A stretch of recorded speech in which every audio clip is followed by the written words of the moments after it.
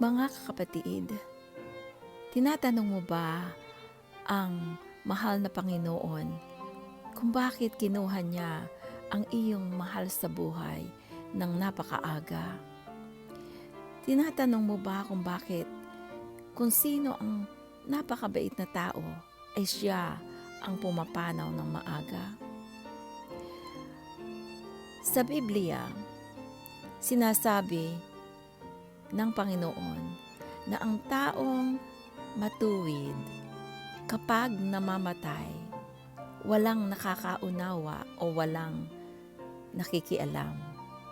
Ngunit siya'y kinukuha upang iligtas sa kapahamakan.